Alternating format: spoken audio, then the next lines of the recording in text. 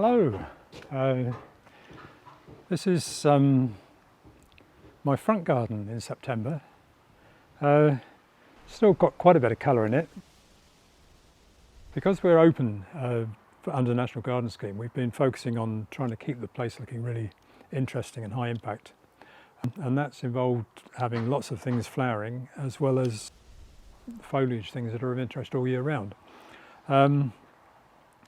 The heavy lifters, as far as the flowering is concerned, out here are the Alstroemerias, which is this here, and the pink over at the edge of the porch.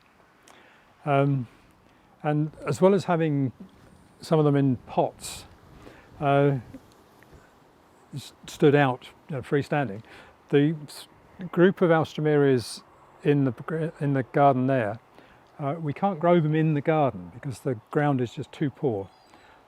So they're actually in pots plunged into the ground, and those ones have been there for about 3 months now. They're well past their best. Most of the flowers finished, and I've had 3 more pots of them growing in my polytunnel, which are now full of flower. And I think if I swap these over, we're still only early September, and if we get a reasonably mild autumn, I can get another couple of months of display out of these changeover plants. So that's what I'm going to do, is to just take those out. Right, so one of the things I need to be very careful of when I'm putting the Alstroemerias out is this, which is Yucca gloriosa variegata, very sharp spines on the ends of the leaves. I looked out the window 3 or 4 weeks ago now and saw that it had a flower spike coming up and got slightly excited, rather more excited when I realised that there were 2. And then I came out and had a closer look and there were 3 or 4. And within a day or 2 we were up to 7. And to begin with, they were coming up at about 3 inches a day. So it was all quite exciting. But it really is looking pretty spectacular now. Okay, well, I've got 3 Alstroemerias here, and they're in 20-litre pots. Just dropped in the ground. So if I get them out, woohoo.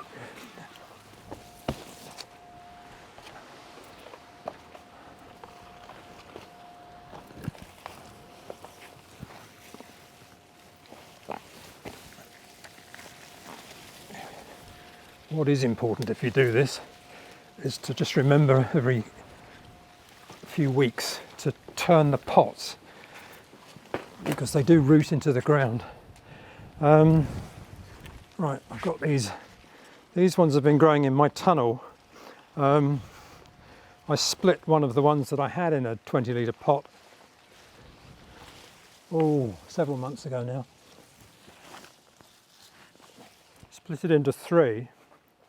And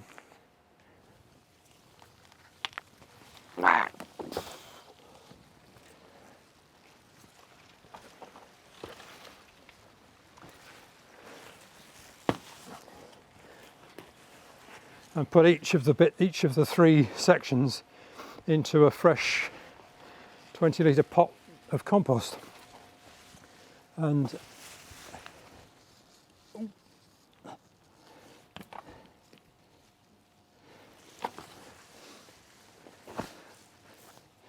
the compost that I use, I put a 9-month fertiliser, 9 months controlled release fertiliser in. So that's pretty much run out on those plants.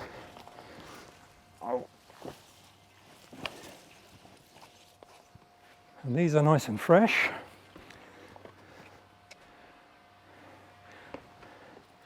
Look a bit trussed up at the moment, but I'll slacken off I tied them up because it's rather windy. I'll slacken off the string and just let them come out a little bit, and hopefully they will carry on. If it's a reasonably mild autumn, they should carry on for another couple of months, and keep the show going. So these are the ones that I've taken out. There is some new growth on it, but very little, and it's the new growth, it's only on the new growth that you get flowers. So they won't perform again. And what I will do is probably to get rid of a couple of them and split one of them down into 3 pits, or maybe 2 of them down into 2 bits, pot them into fresh compost and get them growing again. And if I do that sometime, either this autumn or sometime early spring, they'll be up and ready to go in and replace those ones sometime probably about May. I'll be looking at the bulb catalogues when the price comes down to see if I can get hold of a nice deal on some tulip bulbs, and I'll plant up three pots of tulips again. So they will be the very early season colour. These slightly going over now, but the pink is Amaryllis belladonna, naked ladies, and they come from these huge bulbs down on the ground there, and are a real sun lover, which is in a way is a bit of a problem because they don't like having other stuff growing around them even when they're not in leaf or flower. The leaves will come during the winter, and then sometime in August, September, you come out and you notice a bud coming up which looks like this, because there's another little group here of a different type. It's Amaryllis belladonna, but it's a different form of it, and flowers a little bit later. Keeps the season going. All of the stuff here is in pots. It's much easier with pots to keep a display going because you can take things away when they go over. We've got a mixture here of yuccas and agaves, more alstroemerias, and some bedding plants. And the bedding plants are the things that tend to get sort of swapped over. Most of this will go undercover for the winter, so either up to my polytunnel or into one of our glass houses here. But we will leave some things out. So this agave here, which is Agave montana, is bone hardy, fully hardy, and that has been outside for several years. And we'll find a couple of other things, just so there's something here. It's just not completely bare. The other thing about the bedding is that it gives us an opportunity to experiment. So both of these are things that we've not grown before. This is Senecio, I think it's called Angel's Wings, beautiful hairy velvety leaves.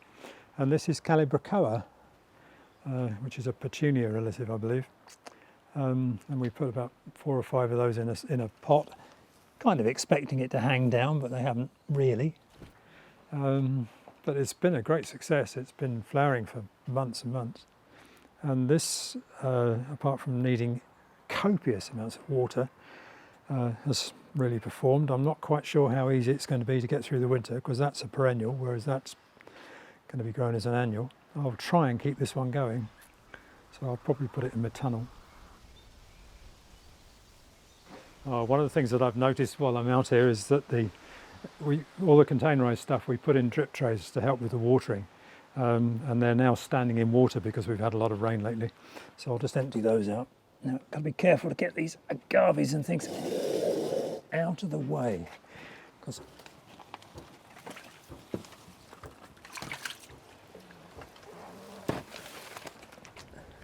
you don't want to be messing with agaves.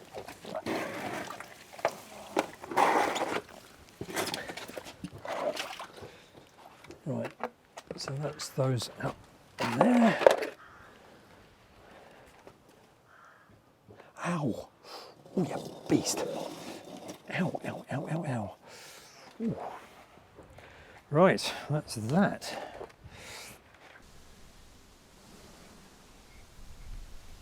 Back in the back garden now, and looking at one of the outstanding plants at this time of year. This is Hedychium tara, so it's one of the ginger lilies. Tony Schilling, who was the director at Wakehurst Place, collected this in India, in the Himalayas, and I think at the time he just collected seed, so he didn't even know what it was that he was collecting. And for a long time after it started flowering, people were completely unsure as to what it actually was, and I think they've now worked out that it is a hybrid between Gardnerianum and Spicatum, or Coccinea, one of them. But it's a fabulous thing, and it's probably one of the most exotic looking fully hardy plants in most of the UK that you can get. It's stunning looking. It's got real sort of architectural quality, so even when it's not in flower, it's making a real contrast and a point of interest in the bed. And then it comes out in flower. It doesn't flower for very long, but 3 weeks maybe. The insects love it. It's scented. I mean, what more do you want? In pots and in the garden, we've got not far short of 100 different sorts of fuchsias, and we've always relied on them to produce a bit of colour in the late summer, sort of August, September, October. This year they've had a bit of a difficult season. They haven't liked the drought, but we've had problems with a pest that I've seen a little bit before, but it's almost entirely this year, which is fuchsia flea beetle.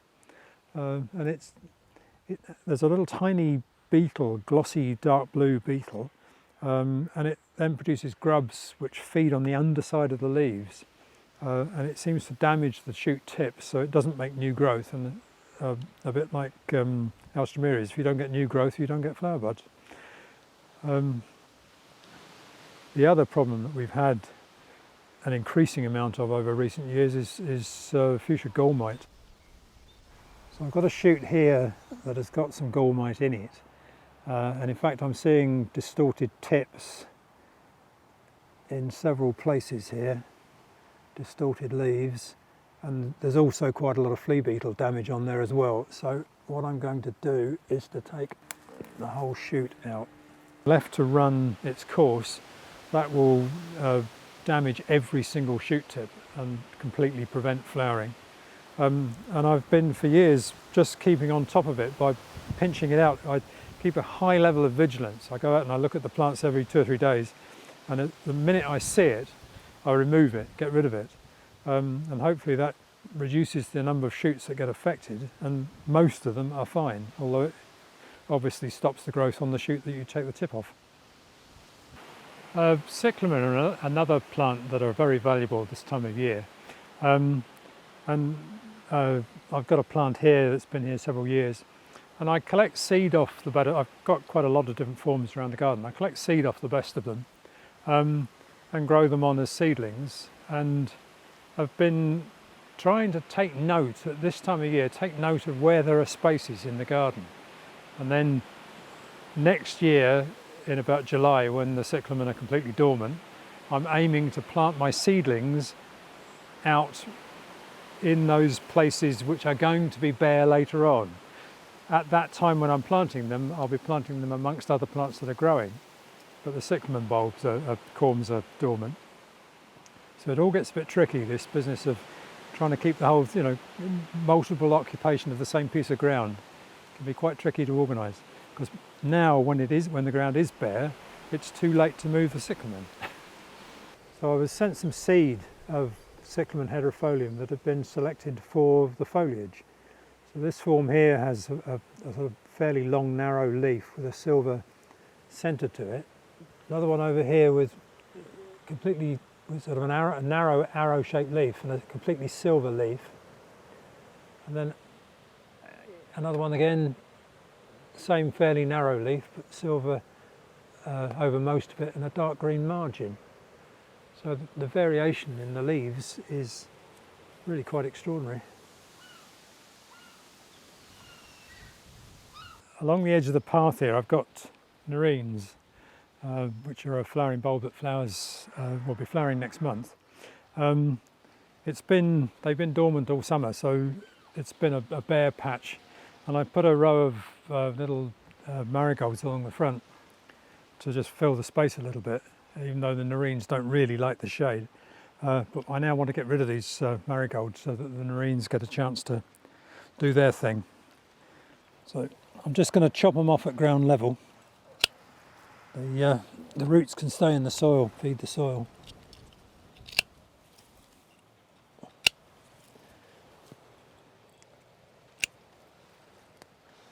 And I'll follow up and weed it as well. Seems a bit drastic when the marigolds are still in full flower. Oh dear, slug, whoops, little accident.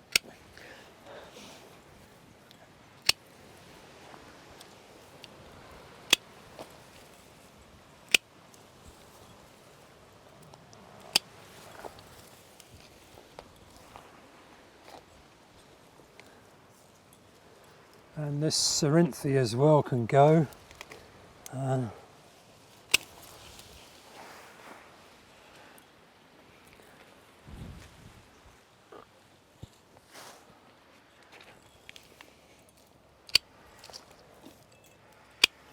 That's another reason, the slugs are another reason for getting rid of the marigolds, because they're providing shade for slugs, which will browse off the nerines as they try to come up. Looking along here, the leaves, the leaves are starting to come up on the nerines. There's a flower bud there, a couple more here. So it looks like I'm going to get at least a bit more of a flower display this year than I did last, which is great. I put this piece of trellis up a couple of years ago to provide a bit of screening from next door neighbours, and planted this passion flower, which is Damsel's Delight, he says, reading the label. Passion flower, Damsel's Delight. That's a tetraploid version of the ordinary Passiflora caerulea, the ordinary passion flower. So it is very similar to the ordinary, the commonly grown Passiflora caerulea, just as hardy, but is very vigorous and has particularly large and well-coloured flowers.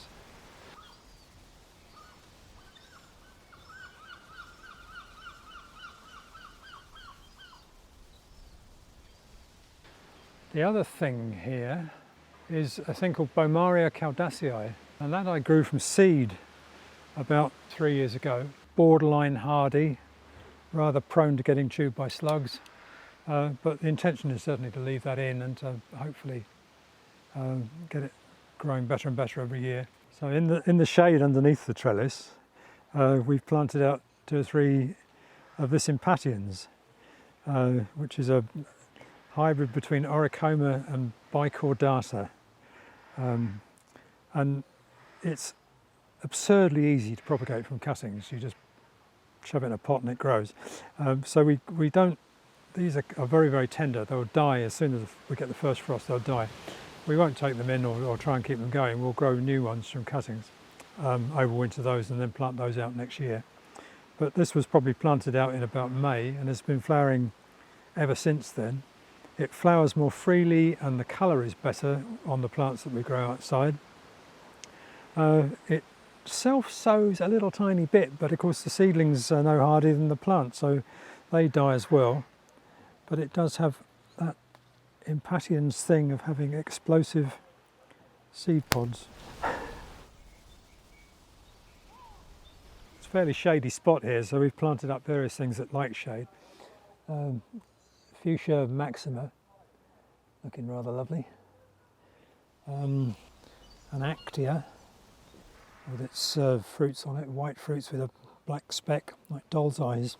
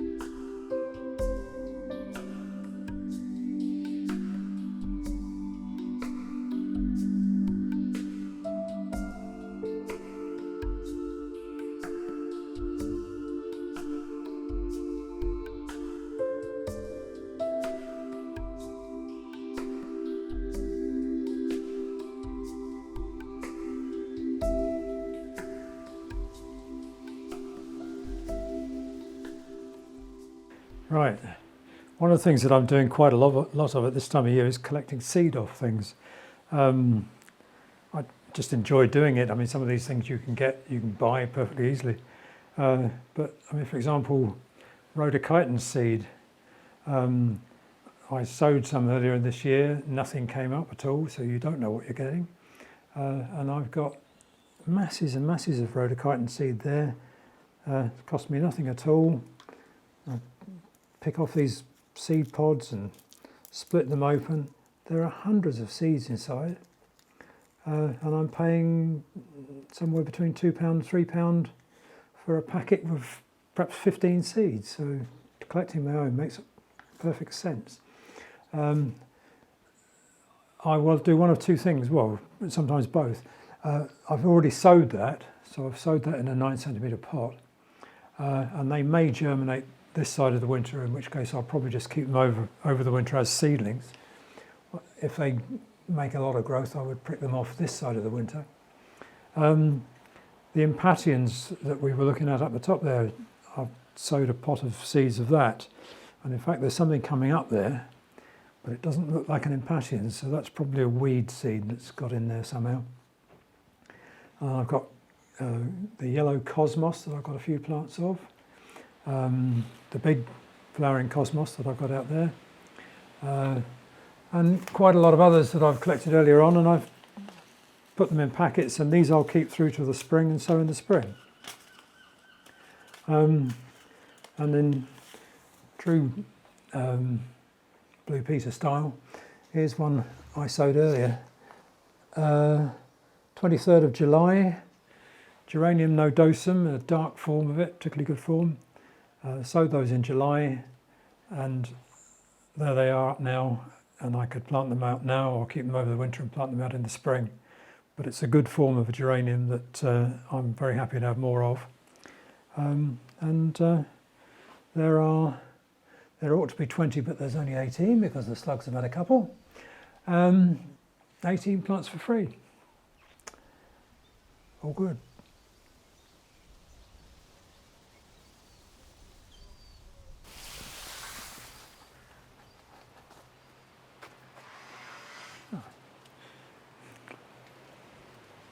Fuchsia, species fuchsia, Fuchsia regia serrae. Nice to see that flowering late in the season. Well, thank you very much for coming and paying us another visit this month. September, of course, it's sliding into autumn now, so we're getting less happening, but there's still plenty going on, and I hope you've enjoyed it, and we'll look forward to seeing you next month.